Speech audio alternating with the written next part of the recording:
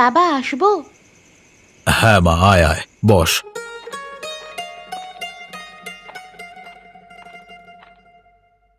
সকালবেলায় মনটা খারাপ ছিল তোর, এখন মন ভালো হয়েছে তোর? বাবা, তোমাকে আমি একটা প্রশ্ন করতে চাই। হ্যাঁ বল না মা, কি প্রশ্ন করবি? আমাকে ঘর থেকে বের হতে দেওয়া হয় না কেন? কি করেছি আমি? না না, ঘর থেকে তো বেরোবি ঠিক আছে, কিন্তু তুই যে কাজগুলো করছিস সেগুলো কি ঠিক? আমি ওই ছেলেটার ব্যাপারে তোমাকে আগেও বলেছি। অতএব ওকে নিয়ে তোমাদের সমস্যা হওয়ার কোনো কথা নয়। না রে মা, আমার কথাটা বোঝবার চেষ্টা কর। ওই ছেলেটা সম্বন্ধে আমি খোঁজ খবর নিয়েছি। ছেলেটা একদমই ভালো নয়। ও একটা বন্ধুর সাথে মিলে খারাপ কাজ করে বেড়ায়। না হলে তোর আমি শুধু শুধু ক্ষতি চাইবো কেন বল দেখি? তার জন্য নয়, ও খুব কম মাইনে পায় তো, তার জন্য আমার ওর সাথে বিয়ে দিতে তোমার মান সম্মানে লাগবে। না রে মা, তুই আমার একমাত্র মেয়ে। আমার মনে কোনোদিন ওসব নেই। তোর মায়ের সাথে আমার যখন বিয়ে হয়েছিল তখন তো আমার অবস্থা এর থেকেও খারাপ ছিল। অতএব ধনী গরিব এসবের মধ্যে আমি পার্থক্য করি না, কিন্তু চরিত্রগত দিক থেকে কই, আমি তো কোনোদিনও খারাপ কিছু কাজ দেখতে পাইনি। তুই এখনো ছোট মেয়ে, সিদ্ধান্ত নেওয়ার ক্ষমতা তোর এখনো হয়নি। আমরা এখনো বেঁচে আছি, তোর ভালো মন্দটা আমরা বুঝবো। তুই এত রাগ করছিস কেন? আমরা যা করব তোর ভালোর জন্যই করব। চাই না আমার ভালো। আমি আর এইভাবে ঘরে বন্দি হয়ে থাকতে পারছি না। আমি বাইরে বেরোতে চাই।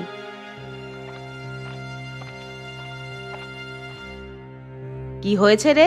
তুই এত চিৎকার করে কথা বলছিস কেন তোর বাবার সাথে? তোর বাবা তো এইমাত্র কারখানা থেকে ফিরলো নাকি? আমি আমার বিষয়ে কথা বলছিলাম, তোমার এর মাঝে প্রবেশ করবার তো কোনো কারণ নেই। বেশি বড় বড় কথা বললে একটা চড় মেরে দেব। কি হয়েছে আমাকে বল। আমাকে বাইরে বের হতে দাওনি কেন? বেশ করেছি। আমার মেয়ে, তার কি ভালো আর কি মন্দ হবে তার সিদ্ধান্ত নেওয়ার দায়িত্ব আমার। চুপচাপ এখান থেকে যা, নিজের ঘরে যা। বদমাইশ মেয়ে কোথাকারে। গিন্নি, তুমি ওকে ওভাবে কথা শোনালে কেন? মেয়েটা কত দুঃখ পেল বলো তো। দুঃখ পেলে তো কি হবে? ও তোমার সাথে এইভাবে গলা উঁচিয়ে কথা বলবার সাহস কি করে পায়? যত বড় হচ্ছে তত বেয়াদব হয়ে যাচ্ছে। এসব কিছু হয়েছে তোমার জন্য। স্বাধীনতা স্বাধীনতা, এখন বোঝো? মেয়ে তো গোয়ার হয়ে গেছে। আসলে ওর বয়সটা ছোট তো, তাই কোনটা ভালো আর কোনটা মন্দ সেটা বোঝবার ক্ষমতা নেই। ধীরে ধীরে দেখবে সব বুঝতে পারবে। আমরা যে ওর ভালো চাই সেটা কেউ বুঝতে পারবে না। আমার মেয়ে, দেখবে ধীরে ধীরে ঠিক হয়ে যাবে সব। হ্যাঁ, কি বলছো দাদা? একেবারে বড় ডাল ধরেছো। তাহলে আর বলছি কি রে? ওরে আমার সাথে থাক, তোকে সবকিছু শিখিয়ে দেবো। হ্যাঁ, আরে বাপ মিল মালিক, মেয়ে আমাকে বিয়ে করবার জন্য একেবারে উঠে পড়ে লেগেছে। তাহলে বুঝছো আমার ক্যালমা কতটা, ঠিক আছে? সত্যি দাদা, তোমার ক্ষমতা দেখলে মাঝে মাঝে অবাক হয়ে যাই। দাদা দাদা, তাহলে তোমার বিয়েটা কবে হচ্ছে, মানে বিয়েটা কবে করছো? ওরে দাঁড়া দাঁড়া, শুধু মেয়ে রাজি হলে হবে? তার বাপ মাকেও তো রাজি করাতে হবে। ওরে একবার যদি রাজি হয়ে যায়, তাহলে আমার ওই সেলুনের দোকান বন্ধ করে দিয়ে এক ঘরে বসে বসে ট্যাংয়ের উপর ট্যাং তুলে শুধু খাবার ঘুমাবো, খাবার ঘুমাবো। কেন দাদা? বিয়ের পর তো শুনেছি দায়িত্ব অনেক বেড়ে যায়। তাহলে তুমি ঠ্যাংয়ের উপর ঠ্যাং তুলে খাবে আর ঘুমাবে কেন? তোমার তো আরো কাজ বাড়বে। বাট কিচ্ছু জানে না সব ফালতু লোকজন কোথাকার। ওরে বড় লোকের ঘরের মেয়ে আমার ঘরে এলে আমার কি আর কাজ করবার প্রয়োজন পড়ে? আরে ওর বাপের টাকা দিয়ে আমার সংসার চলবে, ঠিক আছে? আর আমি তখন কোনো কাজ করব না, আর শুধু আরাম আর আয়েশ করবো। যত সব আহাম্মকের মতো কথা বলিস কেন? হ্যাঁ, ও দাদা, সত্যি তোমার কত বুদ্ধি! হ্যাঁ, আমার যদি তোমার মতো বুদ্ধি হতো তাহলে আমি আমি আমি একটা কেন, তিনটে মেয়েকে বিয়ে করে ঘরে আনতাম, তিনটে। পারবি না, পারবি না। কেন দাদা? তোর এই শুকনো পরোটার মতো মুখটা কেউ পছন্দ করবে না বাবা। অতএব এসব আশা ছেড়ে দাও। হ্যাঁ, এখন মাল খাও, ভাট বকছে। হ্যাঁ দাদা, আমার দ্বারা তো সেসব হবে না। অতএব মিথ্যে মাথা ঘামিয়ে লাভ নেই। হাহ।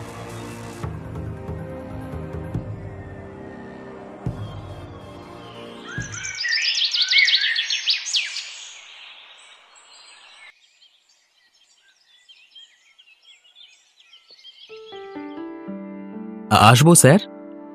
আরে সোমনাথ, এসো এসো। হ্যাঁ বলো, কি বলবে? আসলে স্যার, কালকে অডিটের বিষয়ে বাইরে থেকে অফিসাররা আসবেন, সেই বিষয়ে কথা বলতে এলাম আপনার সাথে। ও হ্যাঁ, আমি তো একদমই ভুলে গেছিলাম। তা কোম্পানির হিসেবপত্র সমস্ত কিছু ঠিকঠাক করে রেখেছো তো সোমনাথ? তুমি কিন্তু আমার একমাত্র ভরসা। হ্যাঁ স্যার, আমি সবকিছুই ঠিকঠাক করে রেখেছি, আপনি কোনো চিন্তা করবেন না। সত্যি সোমনাথ, তোমার মতো একজন কর্মঠ মানুষকে পেয়ে আমি সত্যিই খুব ধন্য। আমার কোম্পানির সমস্ত কাজকর্ম তোমার উপর আমি চোখ বুজে বিশ্বাস করে দিতে পারি। কত লাভ এনে দিয়েছো তুমি আমার কোম্পানিতে। ওরকম কথা বলবেন না স্যার, আপনি আমার অবস্থার কথা ভুলে যাবেন না। আপনি যদি আমাকে কাজটা না দিতেন, তাহলে আমি এতদিনে হয়তো পথে পথে ঘুরে বেড়াতাম। তোমার মধ্যে কাজ করবার সামর্থ্য আছে, উদ্যম আছে, এবং তুমি আমার কোম্পানিতে এসে তোমার যোগ্যতা প্রমাণ করে দেখিয়েছো। সেই কারণেই 1 বছরের মধ্যে তুমি ম্যানেজারের পদে উঠে এসেছো। অতএব এই কৃতিত্ব সম্পূর্ণ তোমার। আমি আর কি, আমার উপর এত দিনে দায়িত্ব থাকলে আমি হয়তো চিন্তায় চিন্তায় ভুল সিদ্ধান্ত নিতাম। আপনার কিসের চিন্তা স্যার? কিছু কি হয়েছে? হয়েছে বুঝলে, আমার মেয়েটাকে নিয়ে একটু সমস্যা হচ্ছে। ওর চিন্তায় চিন্তায় রাতে ঘুম উড়ে গেছে। ও, আপনার পারিবারিক ব্যাপার। ঠিক আছে স্যার, তাহলে আর বলতে হবে না। তোমাকে বললে আমার মনটা হালকা হবে বুঝলে, কারোর কাছে তো বিষয়গুলো বলতে পারছি না। আচ্ছা স্যার, তাহলে অফিসের পর আপনি আমাকে বলবেন কেমন, যদি তাতে আপনার চিন্তাটা একটু কমে। এখন কাজের সময় সব আলোচনা না করাই ভালো। হ্যাঁ হ্যাঁ, ঠিক ঠিক ঠিক বলেছ। তাহলে অফিসের পর তোমার সঙ্গে কথা হচ্ছে কেমন? দুদিন কোথায় ছিলে তুমি? তোমার কোনো পাত্তা নেই যে। কি ব্যাপার, দিন দিন আমার নামটা কি মন থেকে মুছে যাচ্ছে নাকি? হ্যাঁ, তুমি কি সব উল্টোপাল্টা কথা বলছো বলো তো দেখি। একে আমি অনেক ঝামেলায় আছি, তার উপর তুমি আমাকে এসব কথা শোনাচ্ছ। আমার কি ভালো লাগছে বলো? আরে কথা কি আর ইচ্ছে করে শোনাচ্ছি? হাব ভাব দেখে তো সেটাই মনে হচ্ছে। তা কি ঝামেলায় আছো শুনি? ঘরে দিয়ে আমার কথা বলেছো নাকি? বলবার পর থেকেই তো যত সব ঝামেলা শুরু হলো। তার মানে? বাবা বলছিল তোমার সম্বন্ধে সমস্ত খোঁজ খবর নিয়েছে, তুমি নাকি ভালো ছেলে না, তাই জন্য মা আমাকে ঘর থেকে বের হতে দেয়নি। আমি আজকে এক প্রকার জোর করে ঘর থেকে বেরিয়ে এসেছি, মিথ্যা কথা বলে। তার মানে কি? তোমার বাবা হঠাৎ আমাকে খারাপ ছেলে বললো কেন? তোমার বাবার সঙ্গে মুখোমুখি তো একবার দেখা করতে হবে, তারপর। না না, তুমি বাবাকে কিছু করো না দয়া করে। বাবা সৎ মানুষ, আমার সব সময় ভালো চান। তার মানে তুমি কি বলতে চাইছো আমি একজন খারাপ ছেলে? আমি তার জন্য বাবার সাথে ঝগড়া করেছি। তোমাকে ওসব নিয়ে চিন্তা করতে হবে না। তুমি চাইলে আমি ঘর থেকে বেরিয়ে চলে আসতে পারি। রে, এই যে দেখছি আবার উল্টো পথে হাঁটছে। এই না না, ঘর থেকে বেরিয়ে চলে এলে তো আমার সব কিছু পরিকল্পনা বন্ধ হয়ে যাবে। এই না না, ঘর থেকে বেরিয়ে আসবার কোনো দরকার নেই। শোনো শোনো, আরে যতই হোক তোমার বাপ মা তো, তোমাকে হারালে তাদের অনেক কষ্ট হবে তাই না? তুমি বরং তাদেরকে ভালো মতো বোঝাও, বোঝাও না। আর কত বোঝাবো? বোঝাতে বোঝাতে আমি ক্লান্ত হয়ে যাচ্ছি, কিছুতেই মানছেন না তারা। সেসব করলে হবে না, তুমি বড় লোক বাড়ির মেয়ে। তোমাকে নিয়ে কেড়ে বললে এক্ষুনি থানা পুলিশ করে আমাকে জেলে পুরবে। তুমি ব্যাপারটা বোঝো, হুড়কুতি দেবে যে। আমার সম্মতি থাকলে কেউ তোমাকে কিচ্ছু করতে পারবে না। আরে তুমি পলিটিক্স বোঝো না, পলিটিক্স, রাজনীতি রাজনীতি বুঝলে। যেগুলো বোঝো না সে নিয়ে কথা বললো না। অদেব যেটা হবে সেটা ধীর স্থির ভাবে এবং সর্বসম্মতিতে। ঠিক আছে, তুমি এখন এসো, আমাকে দোকানে যেতে হবে। তুমি একদিন আমার বাবার সাথে কথা বলো না, দেখো না উনি কি বলে। ধ্যাৎ, আরে মাথা খারাপ নাকি? শেষকালে মুখের উপর দুটো কথা শুনিয়ে দেবে, তখন ভালো হবে কি? যতই হোক আমি একটা হবু জামাই বলে কথা। যাও যখন বাড়ি যাও, মেলা খেপিও না। আরে তোমার কোনো চিন্তা নাই, আমি তো আছি। যদি ভালো কথা মানতে না চায় তাহলে ভয় দেখাও। কি দেখাবে? ভয়। ঠিক আছে, তোমার বাবা মা তুমি নিজের হাতে আনো, কন্ট্রোলে আনো, তারপর এমন চাপ দাও যাতে আমাদের বিয়েটা দিতে বাধ্য হয়। এই হিসাবে চলো, সব ঠিক হয়ে যাবে। ঠিক আছে সোনামণি? হ্যাঁ।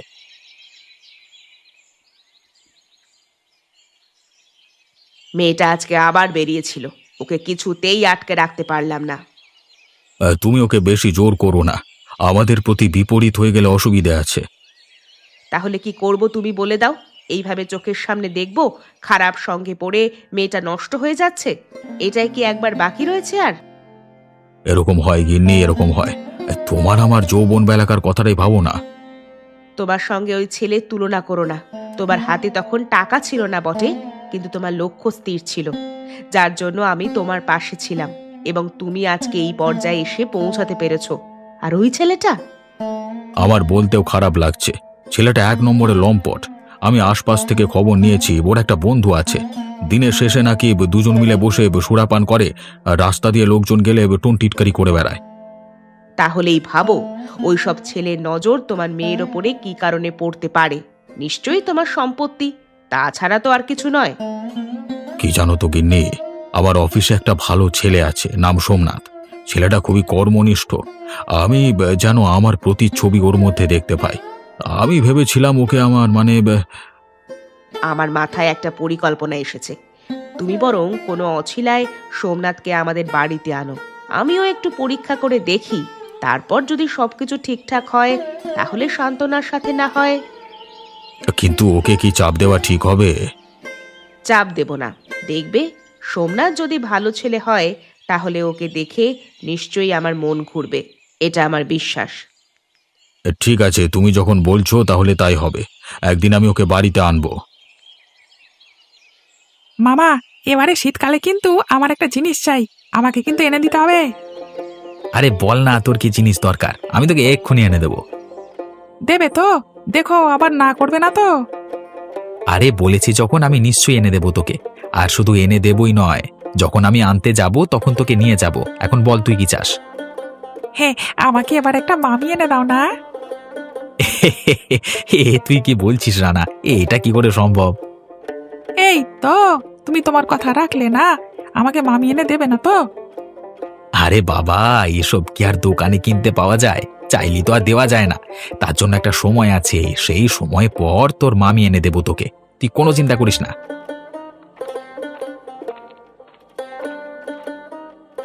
হ্যাঁ রে ভাই, ভাগ্নে তো ঠিকই বলছে। এবার তো এই ঘরে একটা বউ আন। আমরা না হয় কদিনের জন্য বেড়াতে এসেছি, প্রতিদিন এইভাবে কাজ থেকে ফিরে রান্না বান্না করে খেতে কি ভালো লাগে? দিদি, আমি কোথায় মেয়ে পাবো বলো দেখি? আমি তো সারাদিনই কাজ নিয়ে ব্যস্ত থাকি। গাধা, সেটা তো আমাদেরকে বলতে হবে। আমরা তো ভেবেছি তুই কোথায় পছন্দ করে বসে আছিস। না না দিদি, আমি ওসব কাজ করবার কখন সময় পাবো? মামা, আমি কিন্তু তোমার বিয়ের সময় অনেক মিষ্টি খাবো, আর সাথে অনেক মাংস খাবো। হ্যাঁ হ্যাঁ, সে তো বটেই। খাসির মাংস কষা তোমাকে খাওয়াবো, ঠিক আছে? তুমি কোনো চিন্তা করো না। আর তোমাকে একটা ভালো দেখে নতুন জামা প্যান্টও কিনে দেবো, ঠিক আছে? ইয়ে, কি মজা! এবার মামার বিয়ে লাগলো বলে। শোন সমু, তোকে কটা দিন সময় দিলাম। তুই নিজের ইচ্ছা মতো কাউকে পেলে বলিস, তাহলে তাদের সঙ্গে আমরা কথা বলবো। আর না হলে আমাদেরকে এরপর ময়দানে নামতে হবে। হ্যাঁ হ্যাঁ, ঠিক আছে ঠিক আছে। তাহলে আমি এরপর দেখি কাউকে পাই কিনা। হ্যাঁ। মামা, বেশি সময় নেবে না বলে দিলাম, আমি কিন্তু বেশি দিন অপেক্ষা করতে পারবো না। যা করবার তাড়াতাড়ি, ঠিক আছে?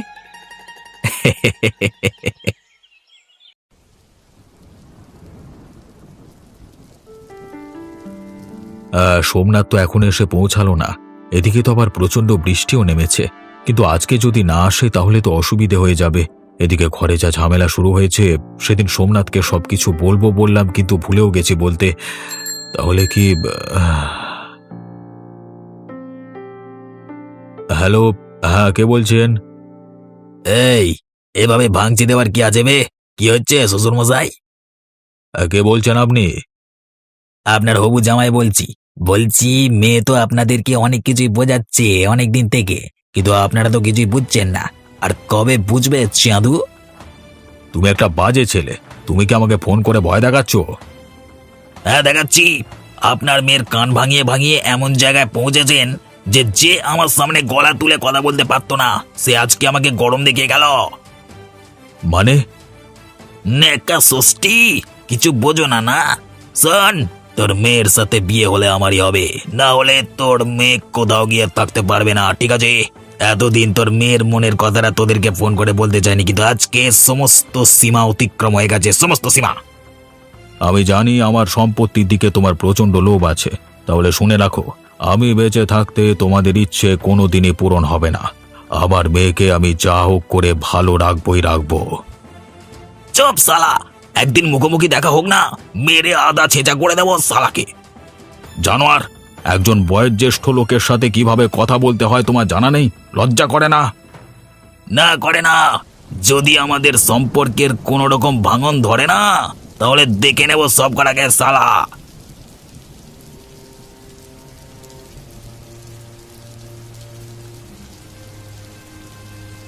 আরে কি করছেন আপনি? এক্ষুনি পড়ে গেলে একটা দুর্ঘটনা ঘটে যেত। আমাকে ছেড়ে দিন। আমি আজকে নিজের প্রাণ দিয়ে দিতে চাই। অনেক ভুল কাজ করে ফেলেছি আমি।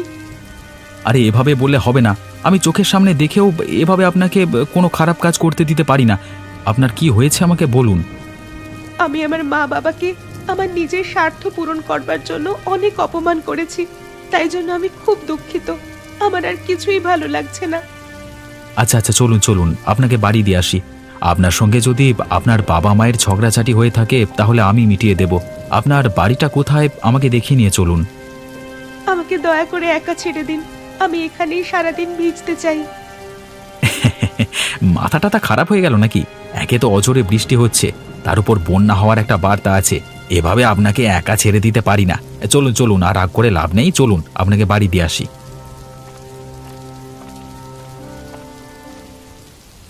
আপনার নাম কি? কোথায় যাচ্ছিলেন এখন? আমি তো যাচ্ছিলাম কাজে। আমার নাম সোমনাথ। কিন্তু কি আর করব, এখন আপনাকে বাড়ি দিয়ে তারপর আমাকে কাজে যেতে হবে। এমা, তাহলে তো আপনার কাজের অনেক ক্ষতি করে ফেললাম আমি।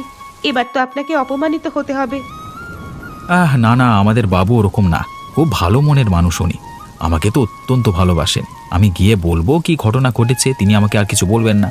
তারপর একটু রাত পর্যন্ত কাজ করে নেব, ব্যাস, আর কোনো চিন্তাই থাকবে না। কিন্তু এসব কথা কি বিশ্বাস করবেন উনি? যদি বেশি কিছু বলেন তাহলে আমাকে একবার নিয়ে যাবেন। আমি না হয় সত্যি কথাটা বলে দিয়ে আসবো। আপনি কোনো চিন্তা করবেন না, কোনো অসুবিধা হবে না। আমি তো বলছি আমাদের বাবু ওরকম নয়। তা আপনার বাড়ি আর কতদূর? এই তো চলে এসেছি। ওই বড় বাড়িটা আমাদের বাড়ি। ও বাবা, তাহলে তো দারুণ ব্যাপার। এই ঠিক আছে, আপনি তাহলে আসুন। হ্যাঁ, আমি চললাম। মাঝে মাঝে সময় পেলে আসবেন। আর আজকে আপনার উপকারের জন্য আমি আপনার কাছে চিরকৃতজ্ঞ থাকব। ও সবের কোনো প্রয়োজন নেই, ভালোভাবে থাকবেন। হ্যাঁ,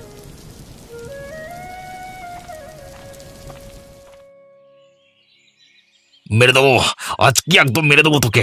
সব কটাকে মেরে ফেলবো আমি। দাদা দাদা ভীষণ লাগছে আমার, আমাকে ছেড়ে দাও দাদা। আমি কি ক্ষতি করলাম তোমার? আমাকে মারছো কেন শুধু শুধু? তোমার কি হয়েছে তা জিজ্ঞেস করলাম তো শুধু। উড়ি বাবা, টিপে ধরেছে আমাকে।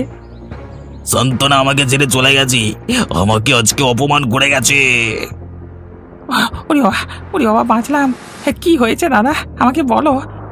মানে সান্ত্বনা হঠাৎ করে তোমার সঙ্গে এরকম বেইমানি করলো কেন? মালটা জানতে পেরেছে আমরা দুজনে মাল খাই, তারপরে রাস্তায় মাতলামি করি। যা, তাহলে তোমার সমস্ত পরিকল্পনা ভেস্তে গেল দাদা। না, আমার আর বড় লোক হওয়া হলো না, সব কিছু আমার ভেস্তে গেল। এখন আমি চাইলেও আর কিছু করতে পারবো না। সান্তনা যদি একবার কেস খাইয়ে দেয় না, তাহলে উড়ি বাবা, জেলের গাড়ি টানতে হবে তো। দাদা দাদা ওসব কথা বাদ দাও। আজ থেকে 4 বোতল মাল খেয়ে আমরা দুজনে পড়ে থাকবো, ঠিক আছে? তোমাকে যে কি বলে ধন্যবাদ দেব বাবা। আমি ভাবতে পারিনি তুমি আমার মেয়েকে এভাবে উদ্ধার করবে। বাবা, এদিকে যে বাইরে বন্যা দেখা। এ কি, আপনি কখন এলেন? এই তো কিছুক্ষণ, মানে আমি আপনাদের কোম্পানিতে কাজ করি আর কি, মানে। কিরে মা শান্তনা, বন্যার খবর তো দিতে এলেই ঠিক আছে, কিন্তু একটা কথা বল দেখি, সোমনাথকে তোর কেমন লাগছে? কেমন আবার লাগবে? ভালোই। মানে কি কারণে? মানে বিয়ে দেব, তোর সাথে সোমনাথের বিয়ে দেব। দেখ তো পছন্দ তো, না হলে কিন্তু আবার আমাকে অন্য ব্যবস্থা নিতে হবে। আমি আর কি বলবো, তোমরা যা ভালো বুঝো। এই লজ্জা পেয়েছে, লজ্জা পেয়েছে। তার মানে ওর পছন্দ হয়েছে সোমনাথকে। আরে যতই হোক, এই বৃষ্টির দিনে ওপরওয়ালা ওদের দুজনকার দেখা করিয়ে দিয়েছে। কি সুন্দর একটা রোমান্টিক ব্যাপার বলো তো। যাক, এ বন্যার দিনে তুমি তোমার হবু শাশুড়ির সংসার বাঁচিয়ে দিলে সোমনাথ। এখন তোমার পরিবারের সাথে কথা বলতে হবে। বিয়েটা কি বৃষ্টির মধ্যেই করবে নাকি বৃষ্টির পর? আমার একটা ছোট ভাগনা কালকে রাতেই আমাকে চেপে ধরেছিল, বলল যে প্রচুর খাওয়া খাবো। তাই ভাবছিলাম যদি। ও, মানে তোমারও পছন্দ হয়েই আছে, তাহলে তো আর কোনো ব্যাপারই নেই। হ্যাঁ মানে ওই আর কি, আপনার মেয়ে তো আপনার মতোই হবে।